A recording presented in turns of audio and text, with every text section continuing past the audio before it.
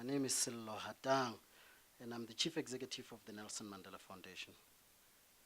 I thought I should just reflect on the week that was, in terms of some of the work that we did with the government, with some of the key stakeholders, our donors, in order to just paint a picture for you of what this week means for us. We know that for all of you, this week means a lot, and you have given everything to make sure that we succeed. This week is about, and particularly this event, is about us as the Nelson Mandela Foundation saying, we thank you. It fascinates me that we have the center, the Nelson Mandela Center of Memory, and today, this evening, is indeed about memory, and it's indicative of the fact that memory is not something far away in the past, that in fact, it is a living thing, and that we make the future as we remember the past in a very active kind of way. Honorable guests and ladies and gentlemen, allow me to express the South African National Defence's gratitude towards the Mandela family, the Nelson Mandela Foundation and its associated entities for carrying forward the work of this real-life legend who helped shape the land of our forefathers into a united, non-racial society with peaceful coexistence between its citizens. We're here to celebrate and remember the life of one of South Africa's and indeed the world's greatest sons.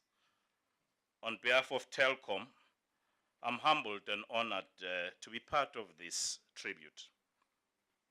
Tata Madiba has had a profound impact on people from all over the world. When the news of his passing spread through this time last year, condolence messages were sent from South Africa and beyond. In an attempt to capture the world's sentiment, Telkom, in partnership with the SABC and the Nelson Mandela Foundation, launched a phone-in service inviting members of the public to leave messages of tribute to Madiba in their home languages.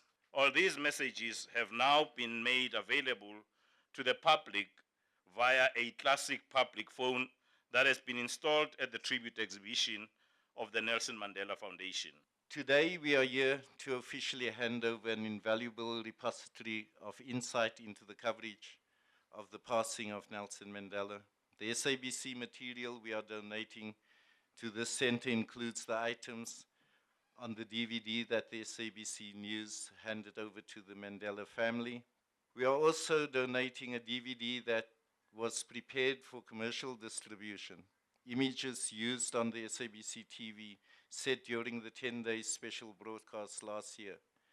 A batch of 16,000 emails received by SABC News, and in cooperation with Telkom, audio messages from the public.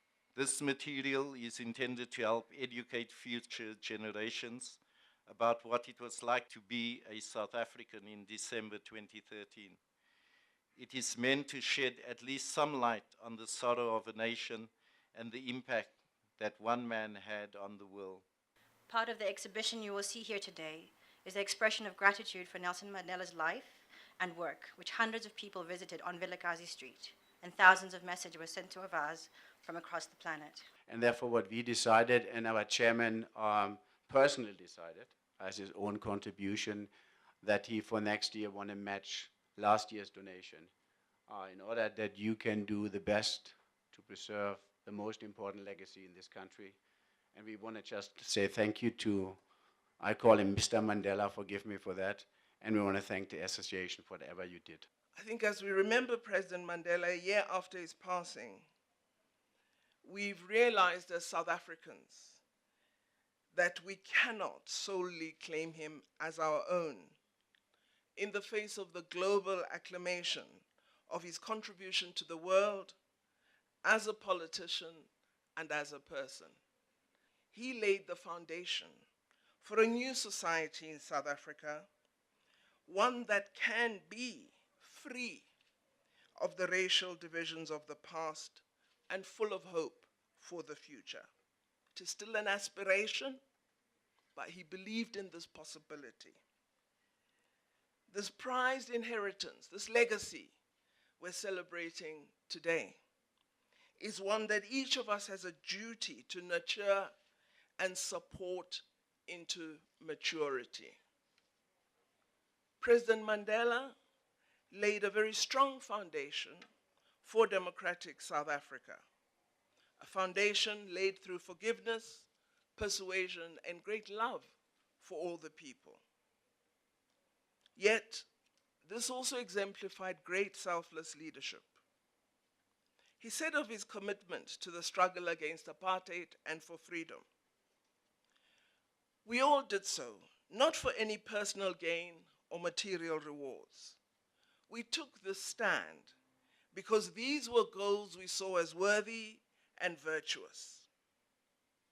So I think as we remember him today, we need to be careful when we extol him, of making him a badge of pride and virtue, because I don't think that was ever his desire, just to be held up as a badge, which then actually causes some of us to believe by holding up the badge, we are Mandela. That's not what he wanted.